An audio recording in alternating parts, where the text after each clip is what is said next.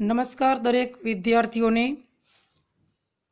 आज आपणे unit 3 read 1 manage your stress तमारा तणावनु नियंत्रित करो, तमारा तणावनु मैनेज करो ए लेक्चर में ए यूनिट में लेक्चर नंबर 3 नो अभ्यास करीशू। छेल्ले आपणे लेक्चर नंबर 2 में 28 पेज पर पूरुं कर्युं, तो आज आपणे manage your stress lecture number 3 में पेज नंबर 28 पर स्टॉप ओवर थिंकिंग अहींथी आपणे शरू करीशुं। दरेक विद्यार्थीओ पोतानुं पाठ्यपुस्तक साथे राखशे, साथे नोटबुक अने पेन पण राखशे। आज आपणे लेक्चर नंबर 3 में आगळ अभ्यास करीए। Stop over thinking. Stop over thinking जेनु गुजराती थाय वधारे पड़तुं विचारवानुं बंध करो। स्टॉप एटले बंध करो, ओवर थिंकिंग वधारे पड़तुं विचारवानुं। आगळ जोईए। When task and pressure start building up, the mind can sometimes go into overthinking and you come to the thought, I wish there was a switch in my head that I could flick and turn off all the thoughts going around in my mind. વહેન એટલે જ્યારે ત્યારે, task એટલે કામ, જે action अथवा तो डीडनु similar word छे कार्य, एंड એટલે અને प्रेशर्स એટલે દબાણો ભારણો, स्टार्ट बिल्डिंग अप, स्टार्ट એટલે આમ તો શરૂ થવું એ મુખ્ય ક્રિયાપદ છે। બિલ્ડિંગ અપ એટલે રચાવું સર્જાવું, સ્ટાર્ટ બિલ્ડિંગ અપ એટલે હાવી થઈ જવું, અચાનક વિચારો આવવા માંડવા। ધ માઇન્ડ એટલે મન। फरीथी, when task and pressures start building up, when એટલે જ્યારે ત્યારે, task એટલે કાર્યો અથવા કામો, and pressures એટલે દબાણો, start building up એટલે હાવી થવા લાગે છે, ટૂંકમાં સર્જાવા લાગે છે, આવવા લાગે છે અથવા તો આવવાનું શરૂ થઈ જાય છે ત્યારે સિમ્પલ પ્રેઝન્ટ ટેન્સ સાદા વર્તમાનકાળનું વાક્ય છે। સ્ટાર્ટ એ સાદા વર્તમાનકાળનું ક્રિયાપદ છે અને બિલ્ડિંગ અપ એ વર્તમાન કૃદંત છે। ત્યારે the mind can sometimes go into over thinking, the mind એટલે મન, કેન સમટાઇમ્સ એટલે કેટલીક વાર, ગો ઇનટુ એટલે માં જતું રહે છે, માં સરી પડે છે, ઓવર થિંકિંગ એટલે વધારે પડતા વિચારોમાં। જ્યારે કાર્ય અને ભારણ અથવા તો દબાણો સર્જાવાનું શરૂ થાય છે ત્યારે મન કેટલીક વખત વધારે પડતા વિચારોમાં સરી પડે છે, વિચારોમાં જઈ શકે છે અથવા તો જતું રહે છે। શું આ સેન્ટેન્સ કહેવા માંગે છે કે જ્યારે આપણા રૂટીન લાઈફ દરરોજના દિવસમાં વધારે પડતું કામ આવી જાય, જે કામ ખરેખર માનસિક રીતે મેન્ટલ કેપેસિટીથી આપણી માનસિક શક્તિથી કરવા આપણે સક્ષમ ન હોય અને સાથે સાથે વધારે પડતા કામની સાથે દબાણ પણ આવી જાય ત્યારે આપણું મન છે એ વધારે પડતા વિચારોમાં આવી જઈએ। આપણે અગાઉ જોયું હતું કે આપણામાં સ્ટ્રેસ यानी कि तणाव, चिंता, व्याधि, हयात છે એ આપણને કેવી રીતે ખબર પડે? આમ તો આપણે શરૂઆતના લેક્ચરમાં કીધું હતું કે જીવનમાં વિકાસ કરવા, ડેવલપ કરવા માટે તણાવ હોવું જરૂરી છે। તણાવ વિના આપણે જીવનનો ડેવલપ ન કરી શકીએ અને તણાવ, વ્યાધિ, ચિંતા કોને આવી શકે? જે વિચારી શકે એ લોકો તણાવમાં આવી શકે, પણ જે લોકો વિચારતા જ ન હોય કે જેનામાં કંઈ વિચારવાની કલ્પના નથી કરતા એવા લોકો તણાવમાં ન આવી શકે। એટલે તણાવ જીવનમાં વિકાસ કરવા માટે જરૂરી પરિબળ છે, પણ વધારે પડતો તણાવ એ આપણા ફિઝિકલ हेल्थ शारीरिक विकास ने पण नुकसान करे छे। तो આ વધારે પડતા તણાવને આપણે કેવી રીતે અંકુશિત કરવું એના માટે આપણે વાત કરીએ તો આ પ્રથમ સેન્ટેન્સમાં શું કીધું છે કે જ્યારે વધારે કાર્ય અને જે તણાવ એ દબાણ શરૂ થઈ જાય છે ત્યારે મગજમાં અચાનક વિચારોમાં સરી પડે છે એન્ડ અને you come to the thought અને તમને એક વિચાર આવે છે, તમારા મનમાં એક વિચાર આવે છે, આઈ વિશ there a switch in my head that I could flick and turn off all the thoughts going around in my mind. I wish એટલે હું ઈચ્છા રાખું છું, હું ઈચ્છું છું. There was a switch એટલે એક ચાપ હોત in my mind, my head એટલે મારા મસ્તકમાં. I wish there was a switch in my head. હું ઈચ્છા રાખું છું, હું અપેક્ષા રાખું છું કે કદાચ મારા મનમાં એકાદ ચાપ હોત ધેટ કે જે અહીંયા ધેટ રિલેટિવ પ્રોનાઉન એટલે કે સંબંધક સર્વનામ તરીકે વપરાણું છે વિચની જગ્યાએ. આપણે 11થમાં આવી ગયેલું છે રિલેટિવ પ્રોનાઉન, બરાબર, એ આપણે શીખી ગયા હશું. તો જે રીતે વુ, વુમ અને વુઝ વપરાય એ જ રીતે ધેટ પણ વપરાય છે. અહીંયા જે ધેટ વપરાણું છે એ વિચની જગ્યાએ વપરાણું છે. એક્ઝામ્પલ તરીકે હું તમને સમજાવી શકું કે ધીસ ઇઝ એ હાઉસ, આ એક મકાન છે, ઇટ ઇઝ વેરી ઓલ્ડ, તે ખૂબ જ જૂનું છે. તો આ વાક્યને તમે એ રીતે કહી શકો કે this is A house which is very old, આ એક મકાન છે કે જે ખૂબ જ જૂનું છે. તો આ વાક્ય રચનાને એડજેક્ટિવ ક્લોઝની વાક્ય રચના કહેવાય. અહીંયા મેં જે વિચ વાપરેલું છે એ વિચની જગ્યાએ હું ધેટ પણ મૂકી શકું કે this is A house which is very old, આ એક મકાન છે કે જે ખૂબ જ જૂનું છે, એમાં વિચ કાઢીને એની જગ્યાએ ધેટ મૂકી શકું કે this is A house that which is very old. એટલે કે અહીંયા ધેટનો અર્થ થાય કે જે સંબંધક સર્વનામ તરીકે વપરાણું છે કે જે I could flick and turn off all the thoughts going around in my mind. કદાચ મારા મનમાં એકાદ ચાપ હોત કે જેને હું મારા મનમાં ચાલી રહેલા વિચારોને એક ઝટકામાં બંધ કરી શકું. ફ્લિક એન્ડ ટર્ન ઓફ એટલે ઝટકામાં બંધ કરી દેવું. જેમ આપણે સ્વિચ, ફેન ચાલુ હોય કે લાઇટ ચાલુ હોય ને સ્વિચ બંધ કરી એટલે તરત જ લાઇટ ઝટકા સાથે જતી રહીએ, એવી રીતે મારા મસ્તકમાં ચાપ હોત અને વધારે પડતા જ્યારે મને વિચારો આવતા હોત ત્યારે હું ચાપ બંધ કરી દેત અને વિચારવાનું બંધ થઈ જાત. આવી કદાચ ચાપ હોત તો સારું હોત. It is not that easy, તે એટલું બધું સહેલું નથી.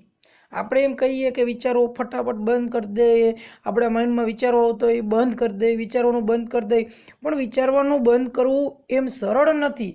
સરળતાથી આપણે વિચારવાનું બંધ ન કરી શકીએ.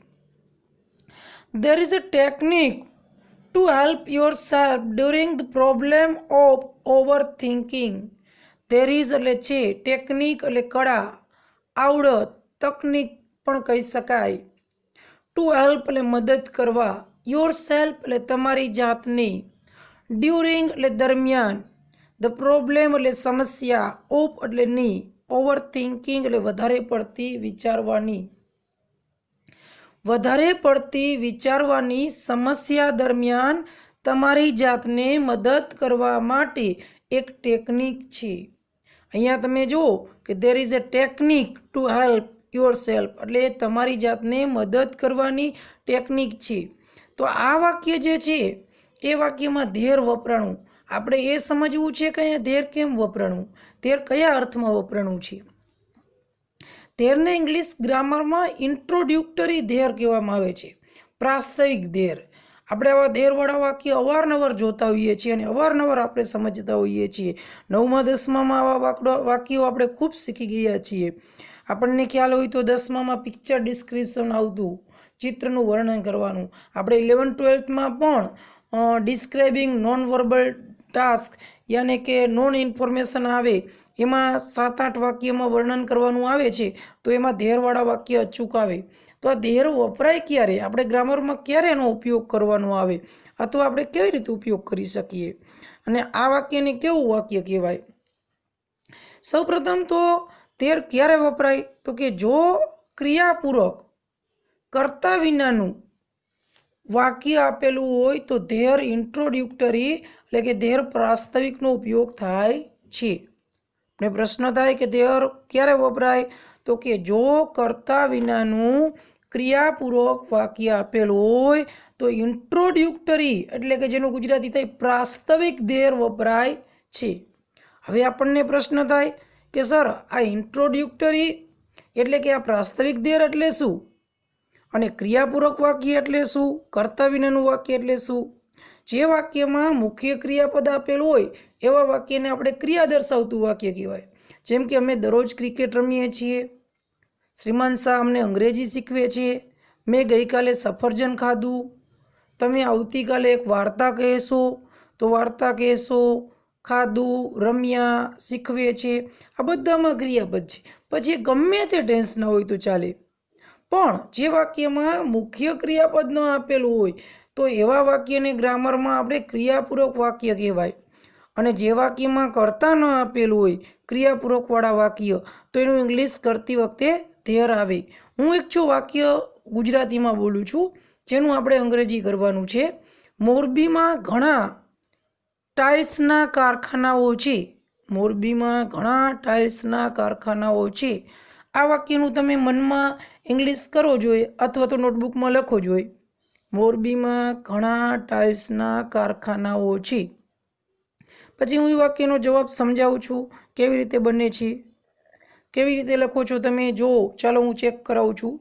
મોરબીમાં ઘણા ટાઇલ્સના કારખાનાઓ છે.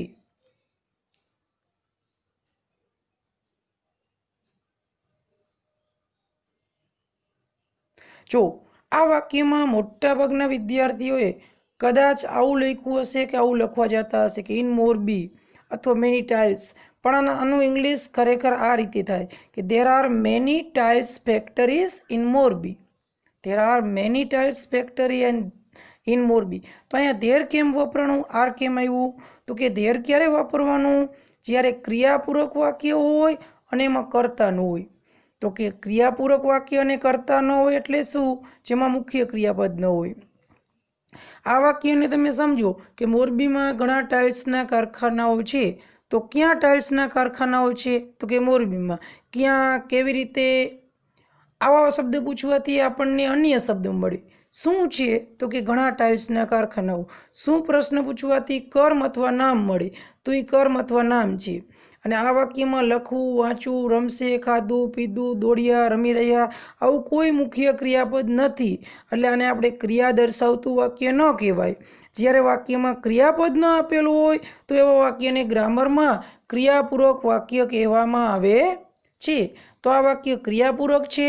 અને બીજું, આ વાક્યમાં કર્તા પણ આપેલો નથી. સામાન્ય રીતે વાક્યમાં હું પ્રશ્ન પૂછવાથી આપને કર્તા મળે, પણ આમાં હું આપેલો, હું પ્રશ્ન પૂછતા કોઈ જવાબ મળતો નથી. એટલે આમાં કર્તા પણ નથી અને મુખ્ય ક્રિયાપદ પણ નથી. તો આ વાક્યને આપણે ક્રિયાપૂર્વક કર્તા વિનાનું વાક્ય કહી શકીએ. આપણે 12થમાં પણ ફ્રેમ ધ ક્વેશ્ચન આવે છે જે આપણે આગળ શીખશું. અથવા તો તમે મારી જે ચેનલ છે પ્રેરણા ટ્યુશન ક્લાસીસ મોરબી સંજયભાઈ સેરસિયા, એ તમે સબસ્ક્રાઈબ કરશો તો એમાં ટોટલ તમને બધું ગ્રામર જોવા મળશે અને તમે એમાં ઘણા બધા વિડીયો પણ જોઈ શકશો. પ્રેરણા ટ્યુશન ક્લાસીસ મોરબી સંજયભાઈ સેરસિયા આ નામની ચેનલ છે જેમાં હું ગ્રામર અવારનવાર સમજાવું છું અને તમે એને સબસ્ક્રાઈબ કરજો. એટલે એમાં 12થના વિડીયો આપણે આ સિવાયના વધારે આવશે જેમાં ગ્રામરના વિડીયો હશે. તો આ વાક્યમાં કર્તા પણ નથી અને ક્રિયાપદ નથી એટલે એમાં ધેર આવ્યું. તો જો હું તમને બીજા થોડા વાક્ય સમજાવું છું, તમે સાંભળજો. આ રૂમમાં 20 બેન્ચ છે. આ રૂમમાં 20 બેન્ચ છે. તો એનું ઇંગ્લિશ શું થાય? There are 20 benches in this room. અમારી શાળામાં 30 વર્ગો છે. અમારી શાળામાં 30 વર્ગો છે. તો there are 30 classrooms in our school. બગીચામાં 10 વૃક્ષો છે. તો there are 10 trees in the garden. અમારા ગામમાં એક પુસ્તકાલય છે.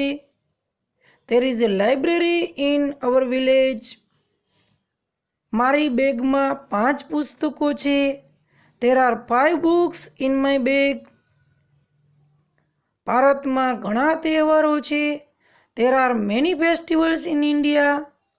તો આ બધા વાક્ય છે એ બધા વાક્યમાં કર્તાય નથી અને ક્રિયાપૂર્વક વાક્ય છે, એટલા માટે ધેરનો ઉપયોગ થયેલો છે. પાંજરામાં એક સિંહ છે. There is a lion in the cage. તો આવા વાક્યને આપણે ધેરથી લખી શકાય. તો ચાલો ફરીથી હું પેરેગ્રાફનું ગુજરાતી બોલું છું, સીધું ગુજરાતી બોલું છું. ધ્યાન આપજો દરેક વિદ્યાર્થીઓ. વધુ પડતું વિચારવાનું અટકાવો અથવા રોકો.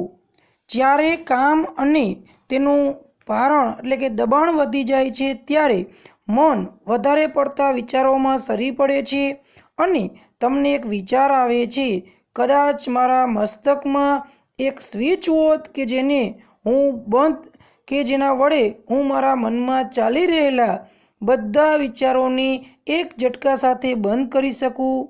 તે એટલું બધું સહેલું નથી.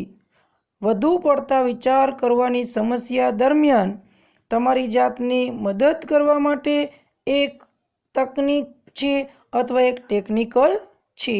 નેક્સ્ટ આપણે જોઈએ, સે to your self repeatedly during the day. સે એટલે કહો, ટુ યોર સેલ્ફ એટલે તમારી જાતને, રિપીટેડલી એટલે વારંવાર, ડ્યુરિંગ ધ ડે એટલે દિવસ દરમિયાન. દિવસ દરમિયાન તમારી જાતને વારંવાર કહો. શું? તો આપણે આગળ જોઈએ.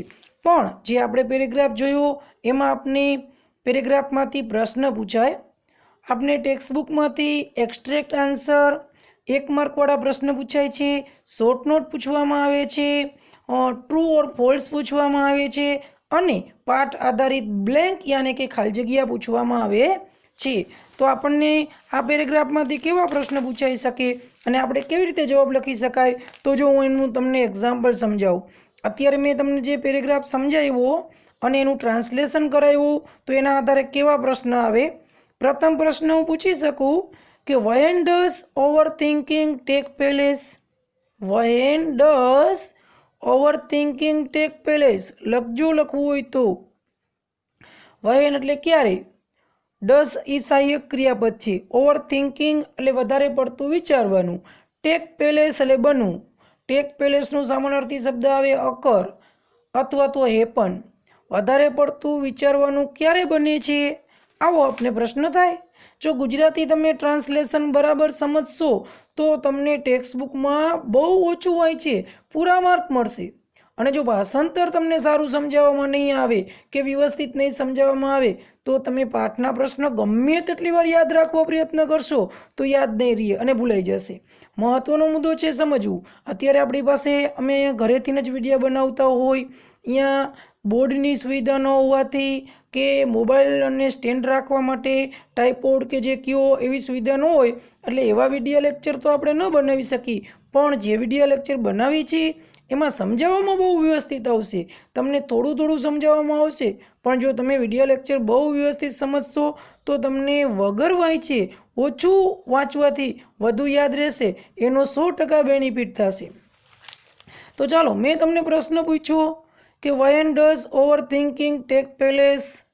વધારે પડતું વિચારવાનું ક્યારે બને છે? તો આપને ગુજરાતીમાં આવડી ગયું કે જ્યારે કામ અને દબાણ શરૂ થઈ જાય છે અથવા જ્યારે કામ અને દબાણ આવી થઈ જાય ત્યારે મન વધારે પડતું વિચારવામાં સરી પડે છે. રાઈટ? તો આપને આ પ્રશ્ન તો ગુજરાતીમાં સમજી ગયા તો આપને ખ્યાલ આવી ગયો. તો આપણે ઇંગ્લિશમાં કહી શકીએ કે when task and pressures start building up, the mind can sometimes go into overthinking. તો આપણને ખ્યાલ આવી જાય કે ત્યારે આપણે વધારે પડતું વિચારવાનું હોઈ શકે. નેક્સ્ટ ક્વેશ્ચન કેવી રીતે આવે?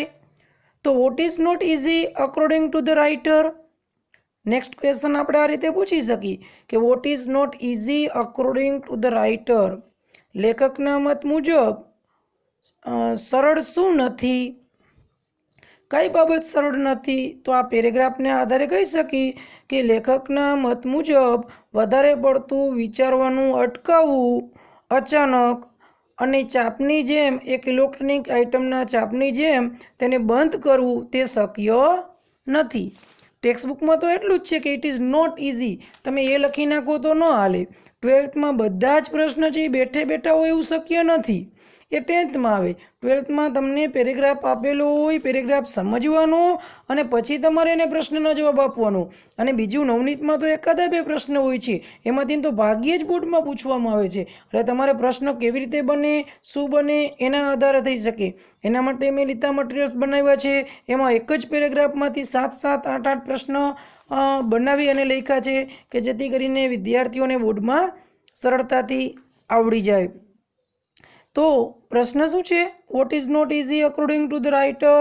लेखकना मत मुजब शू सरल नहीं? तो आपणे एनो जवाब इंग्लिश में कही सकी कि अकॉर्डिंग टू द राइटर, लेखकना मत मुजब, to stop over thinking all of a sudden like a flicking a switch to turn off an electrical instrument is not easy. आ रीते जवाब आवे कि अकॉर्डिंग टू द राइटर એટલે લેખકના મત મુજબ two stop over thinking all of A sudden એટલે અચાનક વધારે પડતું વિચારવાનું બંધ કરવું, લાઈક એટલે ની જેમ, flicking a switch to turn off an electronic item એટલે એક ઇલેક્ટ્રોનિક આઇટમની જેમ એક ઝટકે બંધ કરવું, ઇઝ નોટ ઇઝી તે સહેલું નથી। આ રીતે પ્રશ્ન આવે। ડાયરેક્ટલી તો આવું ક્યાંય આપણને આપેલું નથી। थर्ड पछी त्रीजो प्रश्न केवो पूछी शकाय कि what is the technique to stop over thinking? बराबर, ए प्रश्न आपणे आमां पूछी सकीए। तो एनो जवाब हवे आपणे आवशे। चालो त्यार पछी आपणे आगळ भाषांतर जोईए। तो एमां आगळना भाषांतरमां say to yourself repeatedly during the day, तमारी जातने वारंवार कहो। શું કહેવાનું? તો એનો જવાબ છે એમાં આગળ કે I have no expectations and I will deal with whatever happens when it happens. તમારી જાતને વારંવાર કહો કે આઈ હેવ નો એક્સપેક્ટેશન, મારે કોઈ અપેક્ષાઓ નથી, એન્ડ અને આઈ વિલ ડીલ એટલે હું પહોંચી વળીશ, વિથ વોટ એવર હેપન્સ એટલે જે કાંઈ બનશે, વેન ઇટ હેપન્સ એટલે જ્યારે કંઈ પણ બનશે, હું જ્યારે કંઈ જે કંઈ બનશે તેને પહોંચી વળીશ, મારે કોઈ અપેક્ષાઓ નથી। આ જે મેક્સિમ, આ જે સૂત્ર છે એ તમે તમારી જાતને વારંવાર કહો। When you think about A stressful day that lies in front of you, your thoughts run approximately like this: oh my god, I have. વયન એટલે જ્યારે, યુ એટલે તમે, થિંક એટલે વિચારો છો, અબાઉટ એ સ્ટ્રેસફુલ ડે એટલે એક ચિંતાયુક્ત દિવસ વિશે, ધેટ એટલે કે જે, lies in front of you એટલે તમારી સામે છે, ત્યારે your thoughts run approximately, your thoughts એટલે તમારા વિચારો, રન એટલે ચાલે છે અથવા દોડે છે, એપ્રોક્સિમેટલી એટલે લગભગ, અંદાજિત। આપણે ઘણી વખત બોલતા હોઈએ એપ્રોક્સિમેટલી પ્રાઇસ, આની અંદાજિત કિંમત કેટલી છે, લાઈક ધીસ એટલે આ રીતે, ઓ માય ગોડ અરે ભગવાન। જ્યારે તમારી સામે તણાવપૂર્ણ દિવસ હોય ત્યારે તમે એવું વિચારો છો કે ત્યારે તમારા વિચારમાં લગભગ મનમાં એવા વિચારો આવે છે, અરે ભગવાન, I have so much to do, I have so much to do, મારે કેટલું બધું કામ કરવાનું છે, I must do X and Y and Z and after that A and B needs to get sorted out as well.